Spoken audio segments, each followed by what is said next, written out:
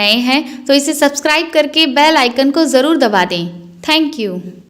अपने पति को दूसरे शहर में काम करने के लिए भेजकर अपने जेठ के साथ मैं बंद कमरे में, तभी जेठानी देख लेती है और कहती है कि तुझे मेरा ही पति मिला था क्या? तेरा पति तो तेरे साथ में रहता नहीं है, तो तू मेरे पति पर ही डोरे डाल रही है। तुझे बिल्कुल भी शर्म नहीं आई यह सब करते हुए? मेरा नाम रीमा है। मेरी शादी को अभी 5 महीने ही हुए थे। मेरे घर में सास ससुर, जेठ जेठानी, उनके बच्चे और हम दोनों पति पत्नी रहा करते थे। एक दिन जब मैंने जेठ जी से कहा, अमित भैया मेरी कुछ दवाइयाँ खत्म हो गई हैं, आप ऑफिस से आते वक्त लेते आइएगा। रीमा की सास ने जैसे ही यह सब सुना तो वह चिल्लाने लगी कि बहू, अमित तेरा जेठ है और तू उस पर हुक्म चला रही है। यह सब काम तू खुद भी तो कर सकती है। अमित को ऑफिस के लिए देर हो रही है और अपना पल्लू नीचे रखा कर। जा, अब अपना काम कर और ज़्यादा बात मत किया कर। रीमा चुपचाप किचन में जाकर सबके लिए खाना तैयार करने लगी। घर में सभी लोग थे, लेकिन फिर भी उसका अपने पति के बिना बिल्कुल भी मन नहीं लगता था। वह बहुत ही ज़्यादा अकेलापन महसूस करती थी। अभी शादी को 5 महीने ही तो हुए थे उसकी। शादी बहुत धूमधाम से हुई थी। शादी के समय सुमित कुछ भी नहीं करते थे, लेकिन उसके ससुराल वालों ने उसके घर वालों से यह सब बातें छुपा लीं और झूठ कह दिया कि वह अपने बड़े भाई के ऑफिस में काम करता है। उस वक्त सुमित ने भी कुछ भी नहीं बताया। शादी के कुछ दिन तो ठीक से चलते रहे, लेकिन फिर जैसे जैसे समय बीत रहा था, सबके रंग दिखने शुरू हो गए थे। सारे घर के काम का बोझ सिर्फ रीमा के कंधों पर डाल दिया गया था और सुमित भी घर वालों के कहने के हिसाब से ही चलता था और जो भी काम उसे घर के या बाहर के बताए जाते वह चुपचाप करता रहता। उस घर में उसकी स्थिति एक नौकर से ज़्यादा नहीं थी। यह सब देखकर रीमा को बहुत ज़्यादा बुरा लगता था। वह अपना दुख किसी से कह भी नहीं पाती थी। एक दिन उसने सुमित को बहुत समझाया कि आप कोई काम धंधा क्यों नहीं करते, इस तरह से अपना समय क्यों बर्बाद करते रहते हैं। सुमित मुस्कुरा कर बोला, रोज़ इतने सारे काम तो मैं करता हूँ। घर में दूध लेकर आता हूँ, भैया के बच्चों को स्कूल छोड़ कर आता हूँ, राशन लाता हूँ, सब्जी लाता हूँ, माँ बाबूजी की दवाई लेकर आता हूँ, सुबह से लेकर रात तक कितने सारे काम करता हूँ। रीमा ने कहा कि आप जो काम करते हैं, क्या आपको उसकी कोई सैलरी मिलती है? मुझे तो समझ में नहीं आता कि जब आपने अपनी पढ़ाई अच्छे से की तो उसके बाद भी आपने ना तो कोई नौकरी की और ना ही कोई बिजनेस डाला।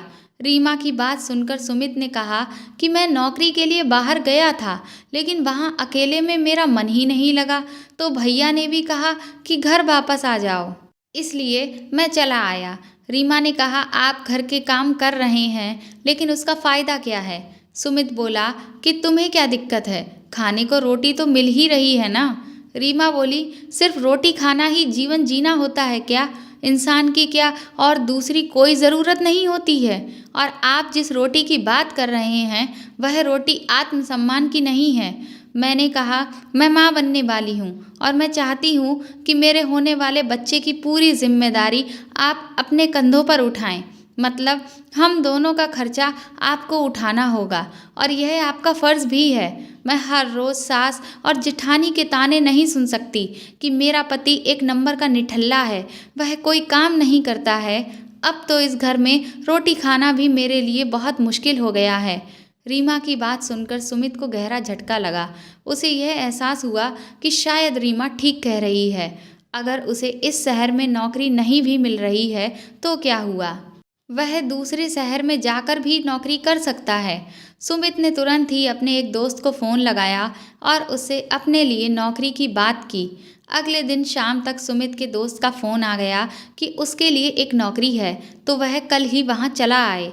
जब सुमित ने अपने घर वालों को यह बताया कि कल वह दूसरे शहर में नौकरी करने के लिए जा रहा है, तो सुमित की माँ और भाभी दोनों इस बात का विरोध करने लगीं। सुमित की माँ ने कहा कि यहाँ तुम्हें दिक्कत क्या है, खाना तो मिल ही रहा है ना, और फिर क्या चाहिए। इस पर रीमा ने कहा कि खाना मिलने के अलावा भी और भी ज़रूरतें होती हैं और अब मैं माँ बनने वाली हूँ, तो मेरे बच्चे की जिम्मेदारी भी तो सुमित को उठानी है। अगले दिन सुमित शहर जाने के लिए तैयार हो गया, लेकिन उसे रीमा की बहुत चिंता हो रही थी। उसने कहा कि मैं तो जा रहा हूँ, लेकिन यहाँ तुम्हारा ध्यान कौन रखेगा?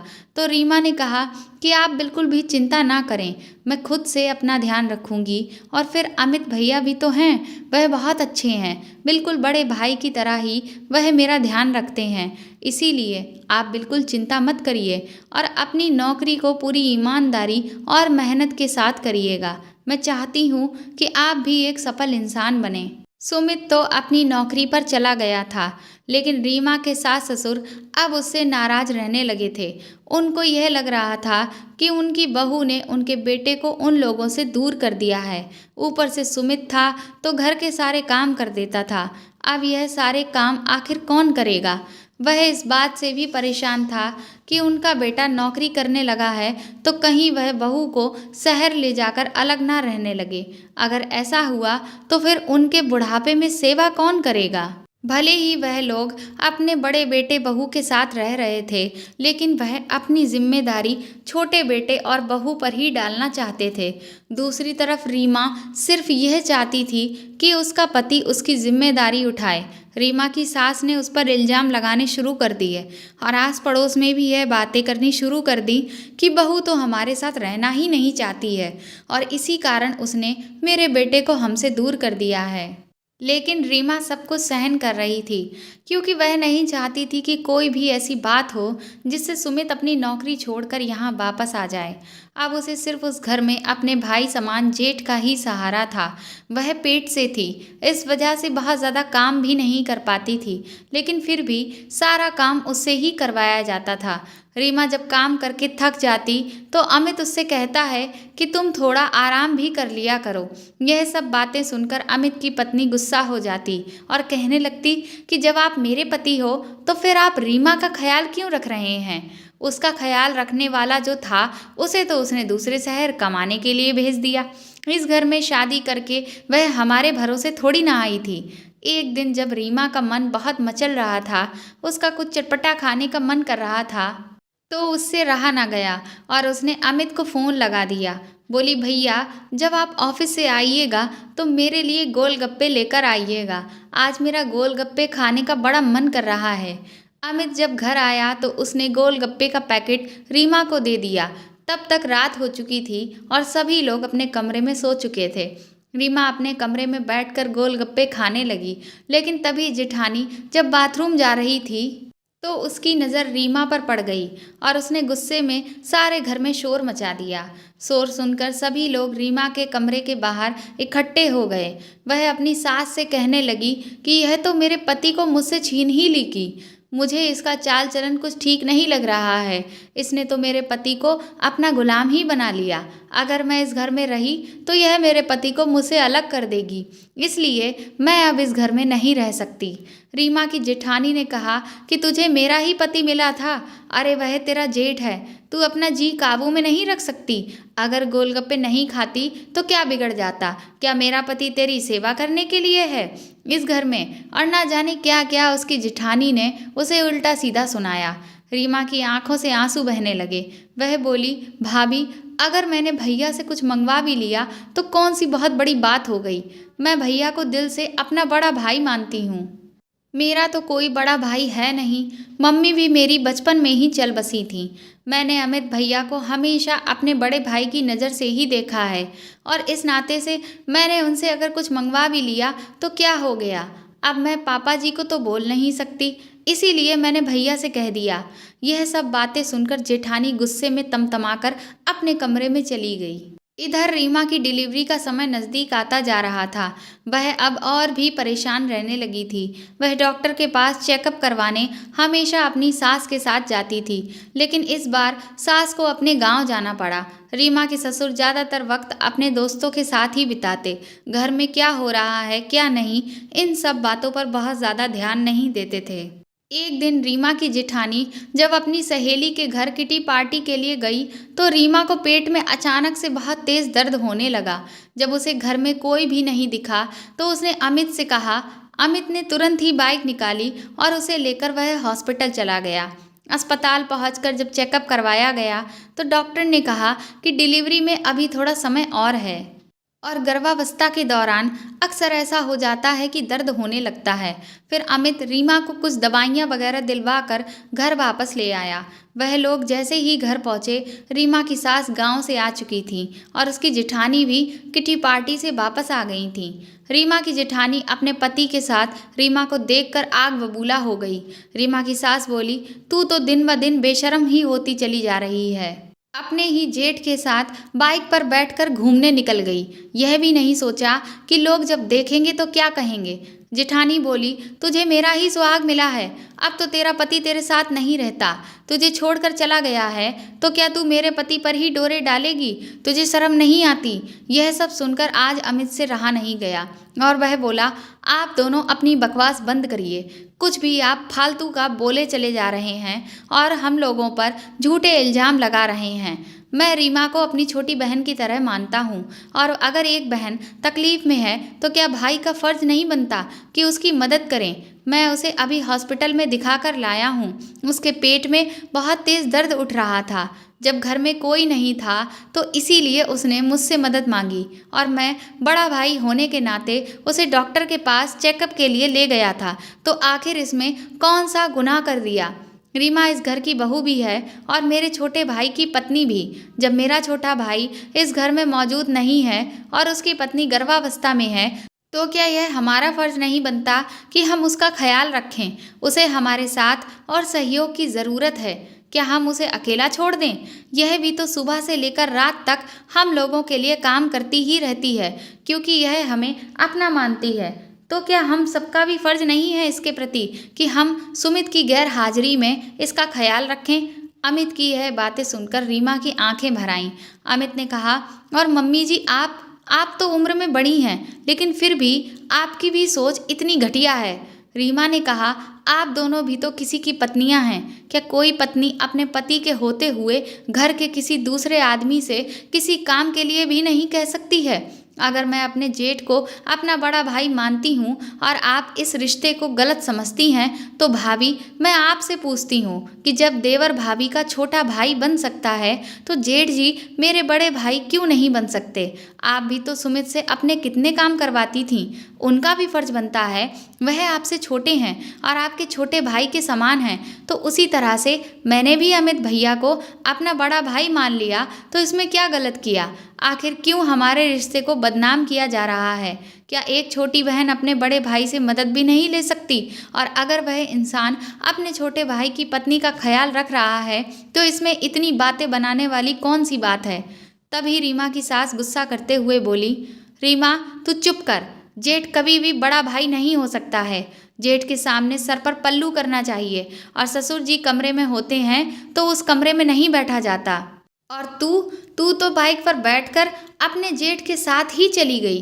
अपने मायके के रिश्तों को अपने मायके में ही रहने दे। ससुराल में सबसे शर्म करनी होती है, सबका मान रखना होता है। बड़ा भाई कहकर इन रिश्तों को नकारा नहीं जा सकता है। जब सुमित आएगा तब मैं उससे तेरी शिकायत करूँगी, तब तुझे समझ आएगा हम सबसे छोटी होकर जवान लड़ा रही है। अब सुमित ही आकर तेरी अकल ठिकाने लगाएगा। लेकिन तभी जेठानी बोली, रीमा मुझे माफ़ कर दो, मैंने अपने पति और अपनी देवरानी को गलत समझा। जेठ भी बड़ा भाई हो सकता है। मुझे अपने पुराने दिन याद आ गए हैं जिन्हें मैं भूल गई थी। जब मैं पहली बार गर्भवती हुई थी तो सुमित भैया ने मेरा बहुत ध्यान रखा था। तुम्हारे भैया तो अक्सर अपने काम को लेकर बहुत व्यस्त रहते थे। उस दौरान मेरा भी अलग अलग तरह की चीज़ें खाने का मन करता था तो सुमित ही मेरे लिए कभी गोलगप्पे, कभी कुल्फ़ी तो जूस लेकर आता था। मेरे छोटे भाई की तरह वह मेरी हर इच्छा पूरी करता था। अमित तो तुम्हें आज ही अस्पताल लेकर गए हैं, लेकिन सुमित तो मुझे हर महीने ही चेकअप कराने के लिए खुद लेकर जाता था। लेकिन ना जाने मैं वह सब कैसे भूल गई, जबकि तुम्हारे भैया तो इसी शहर में, इसी घर में साथ रह रहे थे, लेकिन फिर भी वह मेरा बहुत ध्यान रखता था। लेकिन आज जब तुम गर्भावस्था में हो तो हम सब तुम्हारे साथ क्या कर रहे हैं?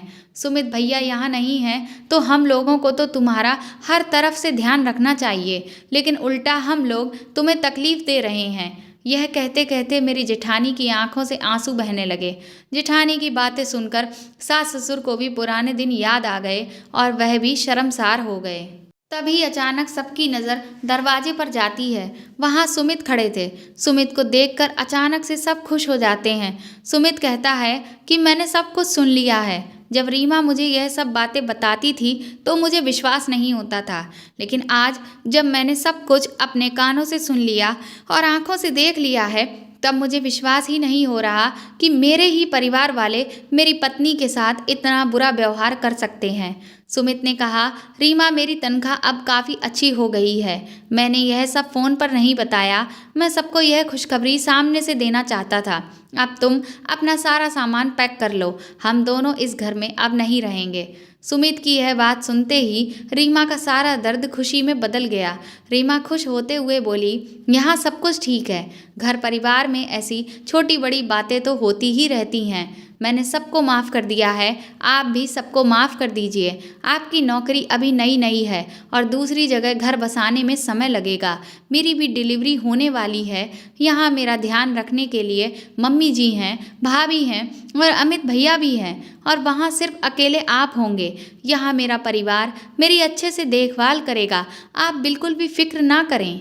रीमा की बात से सुमित सहमत हो जाता है और कुछ दिनों के बाद वह वापस अपनी नौकरी पर लौट जाता है।